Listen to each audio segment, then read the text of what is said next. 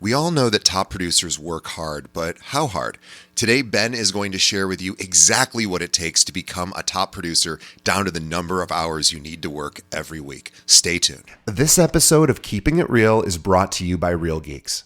How many homes are you going to sell this year? Do you have the right tools? Is your website turning soft leads into interested buyers? Are you spending money on leads that aren't converting? Well, Real Geeks is your solution. Find out why agents across the country choose Real Geeks as their technology partner. Real Geeks was created by an agent for agents. They pride themselves on delivering a sales and marketing solution so that you can easily generate more business. Their agent websites are fast and built for lead conversion with a smooth search experience for your visitors. Real Geeks also includes an easy-to-use agent CRM. So once a lead signs up on your website, you can track their interest and have great follow-up conversations. Real Geeks is loaded with a ton of marketing tools to nurture your leads and increase brand awareness. Visit realgeeks.com/keepingitrealpod and find out why realtors come to Real Geeks to generate more business. Again, visit realgeeks.com/keepingitrealpod. And now, onto our show.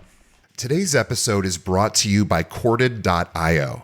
Are you looking for agents to join your brokerage or team? Now, as a real estate recruiter, I can tell you the answer is always yes.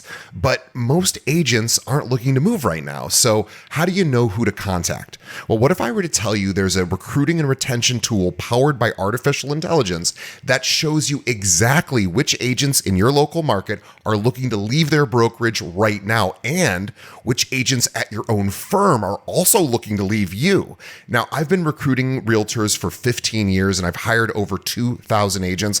I can tell you with no exaggeration, this is the tool I've been waiting for. Corded's AI looks for trends across dozens of variables for each agent in your market and shows you which agents they believe are likely to move. Not only does it do that, but Corded's AI went and visited my recruiting website and read everything I offer. So now when I'm recruiting, Corded's AI tells me exactly what to say based on that agent's needs and what my brokerage can offer. It even writes emails for me. I've never seen anything like it, and I use it every single day. Now, if you are looking to grow your brokerage, Corded.io is the best tool out there. Visit Corded.io to schedule a demo. Again, that's Corded.io. And now, onto the show.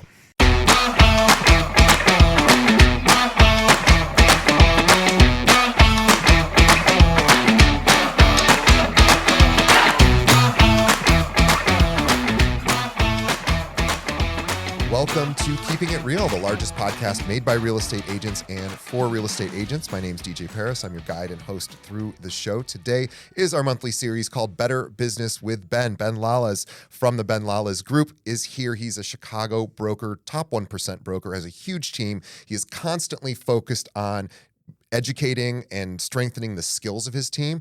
This is how they outproduce pretty much every other team here in the Chicagoland area.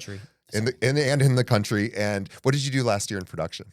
We did 288 million closed, 210 closed and pending on 397 sales transactions. You know your numbers. I love that. Yeah. So Ben is the rainmaker at his group, and his job is to make sure that his team is ultra skilled. And so I'm really excited what we're going to talk about today, because this is a topic that I think I've never addressed on the show. We're going to talk about I'll let you sort of bring it up, but What do you think one of the most important sort of parts of a business that realtors are missing right now? What do you think it is? Okay. So as we're sitting here, it is the beginning of February. We kind of are done with business planning mode, at least in my world, right? So everyone has their goals. Their goals, the things that they want to do for the year, how much volume, how much money they want to put in the bank. What are the marketing initiatives, et cetera, that they want to get done? And something that I've seen, I'll say on my team, and I've seen with agents always, is they misunderstand you talk about mindset all the time, but they misunderstand the level of urgency that is required to do this job at the highest level. And those that I think the majority of your listeners aspire to be operate at a level of urgency that they don't quite understand. And I've gone back and forth on whether or not this is a skill that can be taught or if it's innate. But I'm going to take this time to try and unpack it so Yeah. that your listeners, so that our listeners can see if they're doing enough. And, I'll give some examples about what this looks like and are they operating with the level of urgency that they need to be able to be successful. So we're talking about time to act, or the time it takes to act and react.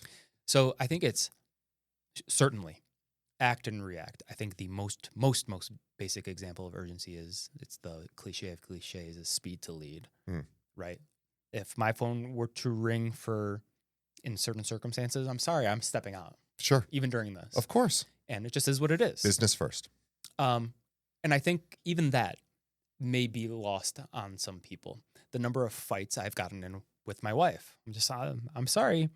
We just got in this fight. That call, if I look at it, you do a quick calculation, that could be $10,000 calling. I love you to death, but I'm taking this call. Yeah. Right? So there's a priority shift, but there's also, okay, I'm going to take this call. I'm going to be prepared for this call. And on this call, I'm going to know what the result is that I want. Right.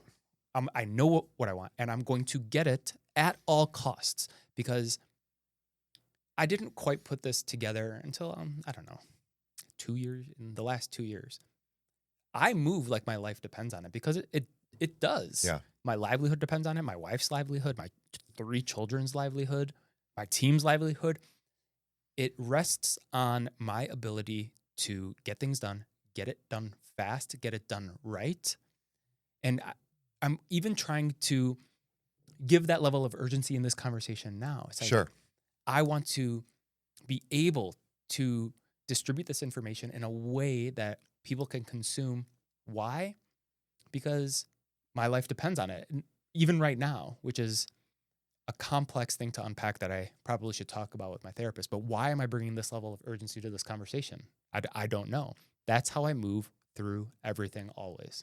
I think urgency is really critical because it's something we don't often think about. We tend to think in terms of goals and sort of outcome. And what we don't think about is, with respect to urgency, is you've talked about this, as having an intention behind every action. So you talk about getting that call. It's not just, hey, I need to take this call because a client's calling me. It's, I need to take this call because this moves the ball down the field for this particular thing that I'm going after. And if maybe that call wouldn't have done that, maybe you wouldn't have taken that call, but you would know what your outcome is most of the time before taking action, correct? Yeah. So, of course, DJ, you and I were talking about like all of the things that go into, I would say, preparing for this example. Let's use this call lead example. All the things that you could, do before that call comes in. What should happen with regards to CRM and operations and systems. But I'm primarily talking about when that call comes in. It's, let me find that, or we're going to say the word a lot, that urgency, and say, okay, this call is everything to me right now. Yeah. And if it's a lead, I am getting that appointment or I'm going to die trying. Right. Love him, hate him. Like Larry is the king of this. Like he is going to get the result or that client's going to tell him to go F himself. And he is happy with either result. Right. And that's how, you can say it a trillion times, but I think this is lost on 97% of agents across the country. Yeah. Whether they know it or not. And if they're listening and they're saying, I move with urgency, no, you don't. Sorry, you don't. Yeah. I think you're right. Taking your life that seriously, because you're right. Everything matters. Everything counts. Nothing doesn't count. Everything counts. So we are talking about having a plan for basically every minute of the day that you can structure, and then having a plan for the unstructured stuff that comes in and interrupts your life, and knowing exactly what you're going to do, understanding your role, your boundaries, your goals, and then of course getting your family on board with all of that is fine. But I think most people just don't even have that plan set up. Yeah, and I think having a plan is really important. And once you do, Okay, again, it's attacking that plan that, if you did it right, you spend a lot of time on. And I am literally preaching this to my team all the time. I didn't come up with your plan. I helped you structure it. I helped you make it look, feel, sound right, and be, it's like the classic example is it's achievable, it's smart, it's specific, measurable, actionable, results oriented, and time driven. Sure. Right. We did it. You did it. Now get it done like your life depends on it. Yeah. So, and I think this is like urgency and hard work.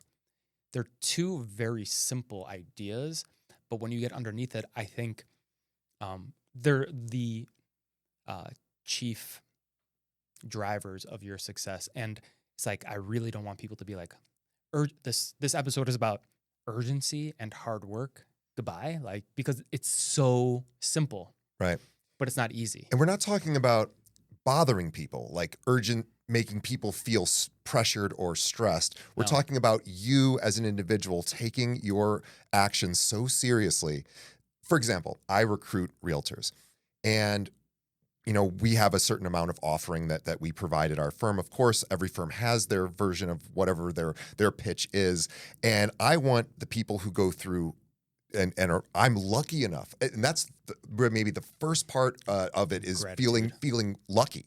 Yeah, and not even grateful, like it is gratitude, but lucky. Like, how lucky am I that somebody is giving me an opportunity? There's like 300 firms that they could join. They're giving me an opportunity. Like, who am I? I'm nobody, right? So that's pretty cool. So I take that real seriously. Now, I don't pressure them into joining our firm because that's not my style, but I make sure that experience is going to be better than any other experience I think that they're going to have talking to any other firm. Now, I don't know if that's true or not, but that's my goal. My goal is like, I want them to feel comfortable. I want them to feel appreciated, seen, heard. And afterwards, I'm going to send them all sorts of tools and things just so that they know I'm still thinking about them, because it's so important to me that they join. And by the way, only maybe a quarter of them do, right? But that's a pretty good track record. But I treat every single one like it's the most important thing I've ever done. So if people are watching or listening, I don't actually think it matters. It's the approach. Like, I felt that DJ Paris's life depended on that one phone call. Right? But exactly. It's this kind of ethereal idea that I need to move through my day and through each activity like my life depends on it. Yeah. If I want to have success. But that is what you take the top 50 in Chicago, that's how they're moving through their day. I guarantee it. Absolutely. Maybe one of them has stuff fall into their lap. No. I have a friend, Amy Duong Kim. She's an agent here. You might probably know her. She's a Compass. Fellow Compass agent. She's out in the western suburbs somewhere. And I asked her, why are you successful? Why are you a top 1% producer? Like, what do you do all day? She goes, every single day, I pound the phone from like 8 to 12. I literally start at A at the beginning of the year. I just go down my contact list on my phone and I call every single person in there. And I'm like, how are you doing? What's going on in your life? Hey, do you have anything you need? She'll ask, do you have any home projects you want completed? I can help you figure that out. Are you thinking about making a move? She doesn't necessarily even talk real estate, but she's like, if I stop doing that, she's like, my phone will stop ringing. And that's how urgent. She's like, it's the most important thing I do every day. It's so simple, yet it's easy not to do. Yeah. And I think that's a great example of kind of my next point is I, again, don't believe that people even know what hard work looks like, sounds like, feels like. I don't. Explain that to me.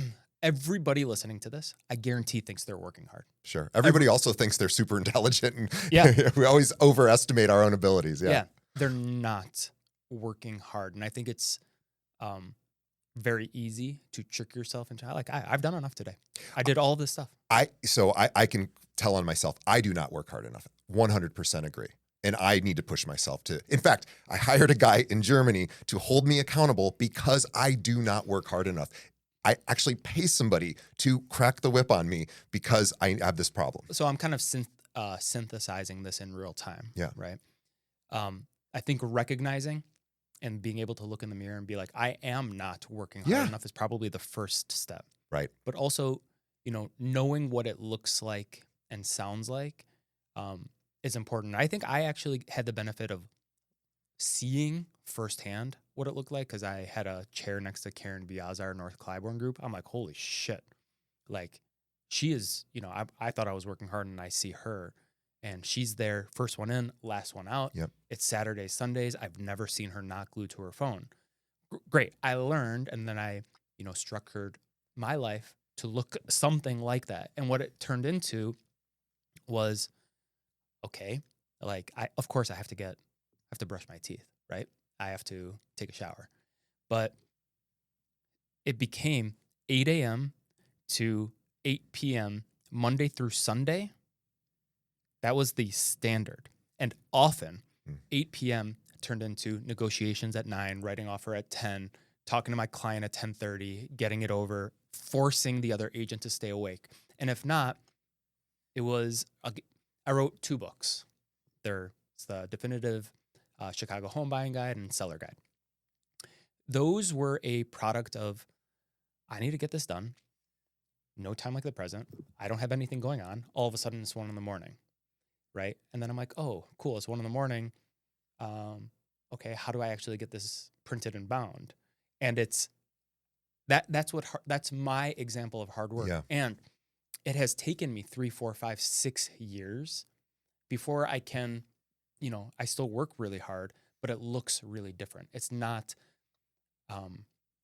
these very actionable agent level things. Now it's more working on the business. But if you're still in that position where you're working in the business, which I think 90+% of your listeners are, okay, take this as the first opportunity to hear from someone who has done it, what it looks like. And if you need to, go find that top producer, and I guarantee you hang out with them for a week. You will be mind boggled at how much they're able to get done with the same number of hours that you claim you're working hard. Yeah. You always want to align yourself with somebody doing just either a little bit better or a lot better than you are, and you will see massive opportunities that you didn't recognize because you haven't been exposed to people who can work that efficiently. I want to give an example. Okay. So I quoted 188 million closed. Okay. 45 of that came from one person on the team. His name is Mark. And, he gets a lot of opportunity from me personally. And one day, his day was stacked and he needed my help. Okay. He needed an extra set of eyes. He needed me to hold a client's hand, whatever the case may be. Right. So he picks me up from my house at 8. We had to visit 5 different, I think it was all listings. Okay. God bless. And on property number 1, we met a contractor. Property 2, we met a stager. Property 3, we met the seller. Property 4, we took photos and did a video. Property 5, he was meeting a roofer and structural engineer, and it was all lined up. I got back. This is not an exaggeration. I got back to our office, picked me up at 8. We got back at 1. Wow. I was winded. Yeah, that's a lot. I was actually breathing heavy. Right. And I'm like, holy shit, what did we just do? And for those people like being like, oh my God, I wish I could do 45 million. Are you crazy? That's what they're doing. And guess what?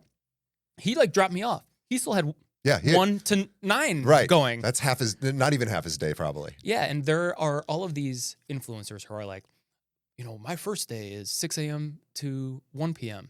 And and then my second day starts, it's 1 p.m. to 9 p.m.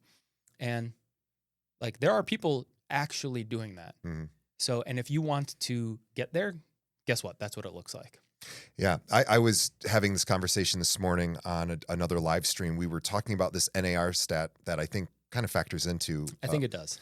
And this has to do with what home sellers actually want from realtors and this huge gap between what home sellers want and what they actually get. So 73% of home sellers in 2025 that NAR surveyed said that they want custom videos made about their property. Social media video. Social media, not a listing video from Matterport, or they want that too. Set to smooth jazz. Right. That's a given. If you're not doing that, you're missing a huge opportunity there. But yes, in addition, doing personalized videos about the property from you, the agent, and posting it somewhere online. Now, 73% want this. Only 10% said that they got it. So this is an amazing opportunity. So here's the action step. Really simple. if you're lucky enough to get a listing, again, that idea of like, they chose me, you find 5 or 6 cool things about the property. There's always 5 or 6 cool things about every property. And you make 30-second videos. You're like, I'm DJ. I'm at this property, such and such address. You got to come see this thing in the master bathroom. Like, I got to show this to you. If you want to come see this, by the way, give me a call. Even it could be that simple. You turn your phone around, it's 4K. You don't need any fancy equipment or editing. You just do that, and you do 5 of those for each property. Not only will the sellers be thrilled. Oh, by the way, you're going to tag the sellers, of course, in every one of those social media posts. Guess what they're going to do? They're going to send it to everybody they know. They'll be like, look what my agent does. Look at how passionate my agent is about my property. Like, that's another level of urgency that people don't think. They just go, I'm going to hire the photography services. They're going to come out. They're going to do all that. And yes, you got to do that too. But you as the agent need to have so much urgency. We're like, I got to show this stuff to everybody I know. And these ideas, I think the problem is that they're a little bit ethereal, like urgency, hard work, right? It's everything, but it's doing it almost it's simple. It's like as fast, as efficient, as well as possible, and then doing it more often than your counterpart. And surprise, surprise, you're going to have more success. And I'm going to say it again. I am, again, lucky enough, like you said, I've, worked with 60, 70 agents at this point. And surprise, surprise, 7, 8 of them have this. Yeah. And the rest, I'm trying to literally, like, please, like. For your own sake. Yeah, for your own, like. This, I'm telling you exactly how, and honest to God, DJ, at the end of the year, first of all, they're not angry that they didn't hit their goals, which is outrageous to me. But they're like, yeah, it didn't happen. And you can go into a million reasons, like why that's the case. Like you could get into, if you're not, there's a classic example. You need to be, reaching for something, but you also have to be scared of something behind you. And those two forces acting in tandem maybe will give you the urgency that you need. But you might need to manufacture like what it is that you need to actually develop these traits. Yeah, I think we act as if we'll live forever. That's the other thing too, is like, oh, we have all the time in the world. It's like, no, you don't. You only have literally you only have this moment, and then you have the next moment, and then eventually you won't have another moment, but you don't know when that is. And if you want to make things happen, you have to, every moment is critical. Yeah. It just is. And you have to take it very, very seriously. Yeah. And honestly, when you are newer or even in the middle of your career, and this is why I kind of like steered away when you were trying to get me to talk about systems and operations and planning, because I think we can get stuck there. So many people. Yeah, it's fun. That's the fun part, learning systems and figuring that out. It seems like you're being productive, but you're not actually doing the work. You're not doing anything. Right. I'll give a beautiful example. We have an agent on our team. He, I think, does work really hard. And, one of his goals was to call X number of people last year. And he would always sit down with me and just be like, okay, well, I really want to get this system figured out. So that sure. I'm like, how many of these did you close last year? He's like, 1. I'm like, what are we talking about? Why are you building a system for one human? Right. You know what I mean? Like, I would rather, DJ, you get 18 leads and 5, 10 slip through the cracks. Right. Because of your lack of systems and processes. Right. And you close 10, then build unbelievable systems and processes. Have a perfect day planned and close 1. I know people that have been on my show in 2025 that literally knock on doors and it works. And it's like, you can't imagine that would actually work. And they knock on 100 doors and they get maybe like 1 lead or 2 leads, but it works and they become top producers. It's like anything can work. It's just get to it. Yeah. The point I'm trying to make is I'm tired of, everyone who's listening, it's just like excuses. And maybe it's excuses, but actually I take that all back. I don't think people know what it looks like, sounds like, feels like to work as hard as it takes to be successful, and I know. This is why I hire a personal trainer. I mean, thankfully, I have the ability to do that. So I'm super grateful that I've gotten to a place in life where I can afford that. And she has me do things that every single exercise is the hardest exercise I have ever done. No exception. And that's what a trainer does. I wouldn't be able to do that on my own. I just wouldn't. So DJ, I feel like am I the only person who does this when you are theoretically interviewing me? You are of the 700 people you have interviewed, call it 500 people because you have duplicates. You are probably in the top 20% of those people on the success scale. On the podcast scale? No, on just your individual my own success. Okay. Yeah, probably. Okay. I want you to go back to like the start of your career. Yeah. What did that look like before you had the money? Yeah. Before you had the ability to hire a trainer or hire someone in Germany, et cetera. What did it look like? I had to do everything for free. I think my first year in this business, by the way, I was at an IT company doing marketing. I'm not a real estate guy. I was from the IT world. I'm branding at that time. I was making $105,000 a year. Great salary. This was 2009, 10. Then they eliminated my position because they were trying to sell the company, and I was one of the more highly paid people, so they got rid of me. Then I went to work where I am now, and my first year I made $30,000. Like, it was soul crushing. Okay, stop. What did it look like to even get to $30,000? Oh my God! No, I want specifics.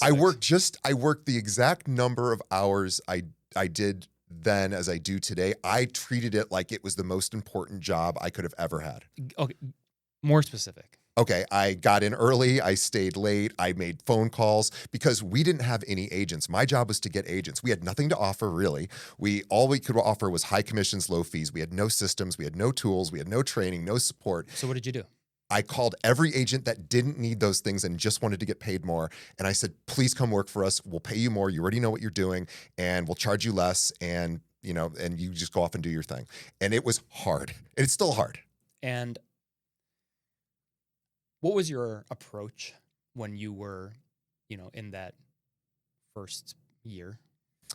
Approach. So I'm thinking more mindset.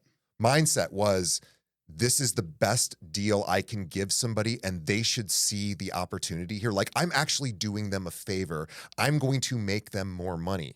That was my deal. Like, I passionately believe that. So I was like, no, I'm not here to sell you anything. Like, I'm actually here to offer you, like, do you need your current firm you're at? Do they actually do anything for you? If not, come over to our firm.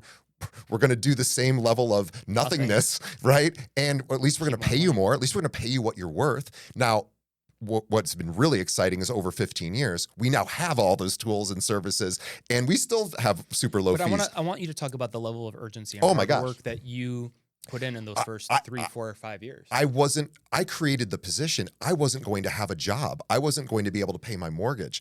I had to borrow money for 1 month from my sister, I've never borrowed money in my life. I had to borrow like $5,000 just to keep my mortgage paid. That's how hard it was. And I was in appointments all day long. Sometimes I would do 8 hours of appointments with people, pleading with them, please come over here. And most of them didn't. And what happened in year 2? Yeah, I think we had, so when I started, maybe we had 2 agents. Maybe in year 2, we had 20 agents. Maybe year 3, close to 100. In years 1, 2, 3, did that urgency and, almost desperation, total desperation. Okay. Did that go away? No, because it's just like what I said about Amy. If I stop doing what I do, the phone is going to stop ringing. In the last 3 years, how different does it look? It's exactly the same. Okay, this is what I'm trying to say. Yeah, I do exactly the same stuff. And if you take anybody in this industry where it's eat what you kill, right? It's going to look like that. Yes. And I pray that this resonates with 3, 4 people, and they're like, oh, like, I suck. Yeah. And you have to be okay with. And it's not even a judgment. It's just telling the truth. It's facts. Yeah, look, I have to hire a guy in Germany to keep me on track because I don't keep myself on track. Like, I wish I didn't have to do that, but I have to do that. I'm honest about it, but at least I have somebody to hold me accountable. And I think everybody needs somebody to hold them accountable. And it's kind of to the point where, like, if your calendar doesn't look like this, right? You're not even close. If you want to double your business next year, you have to double the number of appointments you have. It's just that simple. You need to double the amount of hours that you are working. Yeah. And then great. If you can be efficient with those hours, great. And if you can apply systems, great. But you have to train yourself to work for no results. Yeah. And I've said it 100 times. I'm going to say it again. If you want to be sitting in my seat, you want to sit in Larry's seat or Greg's seat or Carrie or Emily or any of those names, right? Good luck, because those motherfuckers are crazy. They work for free. They are crazy. They're psychotic.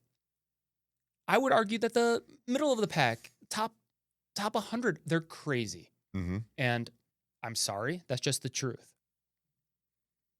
Yeah, it's yes. I think most people don't take their life seriously DJ, enough. you're crazy. I know you. And I'm a little crazy. No. And I had to recognize that I'm crazy. And, when I coach, I'm like, okay, most people don't have this level of crazy, and I don't know if I could teach it. I know you. Yeah.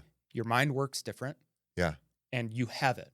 The question is, how do others unlock this level of urgency, desperation, and hard work so that they can be sitting here or here one day? You have to create obstacles. You have to create that boulder behind you that's chasing you. If you don't have desperation, like you said, it's a gift. Desperation is a gift because it gets you to actually do things. And I wish it was more of the carrot versus the stick, but for me it's the stick. I need to think about, oh my God, I won't be able to pay my mortgage. I won't be able to do X, Y, and Z. And I'm not operating out of this massive fear. It doesn't rule. In fact, it actually motivates me because I'm like, oh no, I know I can do it. It's just a matter of doing it. Yeah. I'll tell you where it came from for me. And I'll be honest, I come from a upper middle class background. I kind of still have a backside, and I'm blessed to have that. But even when I was getting started in my career, I had that backstop, right? So what was driving me? And the first thing for me was I was sitting in a sales meeting, and I was a general contractor at the time. This is like 2015 or 16. And, they put the rankings up, and I was doing $4 million, and this person was doing 20. Mm. And I'm like, they're doing 20 and I'm doing 4? Right. Are you fucking kidding me? And you do the math. I'm like, they're making how much? And that has continued. So, I surpassed them. And then I look up, I'm like, that person is doing 35? I'm like, no effing way. Like, that person's doing 6. I could do that. Yeah. And it was, for me, it's like the desperation came from proving it to me. Yeah. To me. I'm like, that person's not smarter. They don't work harder. Right. They're not as smart or whatever it is. And I probably invented it, but I am still, unfortunately, I have 5 more people to chase. Sure. But I'm also looking back and I'm like, that motherfucker's not catching up to me either. Right. And that's me, right? And is it innate? I don't know. But you have to have that something. The boulder are those people behind me. I'm like, those people are not catching up to me. I would rather die. Right. And I'm chasing these people, and I'm at the top of the mountain now. And like, these people are continuing to climb a mountain that I can't even see right now. Yeah. And I desperately want to get there because I think I can. I think I owe it to myself, my family, and others, or at least that's the story I'm telling myself. But so far, so good. Yeah. It's funny you mentioned this. I have some top producers, I won't mention names, here in Chicago who message me because I have access to all the broker rankings in real time. And it's just a piece of software that most agents don't have. And so they'll message me and they'll be like, what's the person above me doing right now? Like, what's their production today? They want to know. And I think like, well, what does it matter? Right. You're already number 3. They're like, no, I want to be number 2. And it's not because number 2 means anything more than just I can get better. I can do better. Yeah. It's not I need to be number 1 or number 2. That's not important to them. They just want to get better at their job. So I am really nervous that we just repeated ourselves for 30 minutes. I hope that's not the case. And if anyone is still, we're at minute 30. We just got a little wave. Shout out to Content Club Chicago. But we just got a little wave saying, hey, we're at 30 minutes. But if you're here and this resonated with you, I want you to DM me, the ben.lalez team on Instagram. DM me. I want to know if this resonated. Why? Because I right now have a little, for whatever reason, maybe it's a desire to be the best, or I'm trying to prove something to my dad. I don't know what it is, right? Yeah. But even right now, I want to do the best I can for you, for the people watching, Yeah. And for myself. Oh, I take every episode so seriously. I Yeah. do. And you have children, so you're doing this also to show them this is a pathway to happiness. It's actually a pathway to happiness. I had a meeting with an architect. I'm coming here. I ran a sales meeting in the morning. I'm stacked the day, but and I hope you can feel it. Oh yeah. I desperately want to succeed. I desperately want to be at the top of the mountain here in Chicago and hopefully beyond in some near future. I desperately need to provide a life that I want to give to my wife and family. And that, it's funny, maybe it's not urgency, it's moving with a sense of desperation. Mm-hmm. It bleeds through everything. And you enjoy it. Yeah. Because you're always moving towards what you want. Yeah. And I've also, right now, I have the benefit of knowing that it works. Right. Whereas people watching, listening, they have to go through some shit, some muck for 3 years before they get the results. 100%. Which is a level of psychosis. I have tried so many things that have failed. In fact, I still try things that fail. Most everything I try fails. But that's the kind of the fun part is it fails and you go, oh, I'll just try something else. It's not fun. Don't lie to people. No, it isn't fun to fail. To it isn't fun to fail, but it's fun to then go, okay, what's the next move? There is someone listening right now who is 6 months in, and they're like, and maybe they are acting with this level of desperation and urgency, and they're working their ass off, right? And they haven't seen the results. For that person whoever it is, keep doing it, and it's going to be nearly impossible for the next 2.5 years to not see the results. But it's coming, and you have to believe in it. Oh, it is coming. Yeah, it is coming. Most people stop way too soon. Mm-hmm. They just stop, and because they don't get that immediate gratification. Yeah, I've been doing this 15 years, and the things I do today don't usually bear fruit for about a year. Wrap us up, DJ. All right. Thank you to ben.lalez, our monthly partner with respect to this series, which is always a lot of fun for me to do. Ben, I appreciate it. Shout out to Content Club for hosting us here. If you're a local Chicago agent and you need videography services, you need a place to record content, edit content. They go off site now. And they go to where you are. They're awesome. We've been here for years now and really appreciate all the people here. And for everyone listening, thank you for sticking around to the end of the episode. Please send this over to an agent that is wondering, what do top producers do? How do they get to the top of the mountain? Ben is at the top or climbing to the top, and he just told us.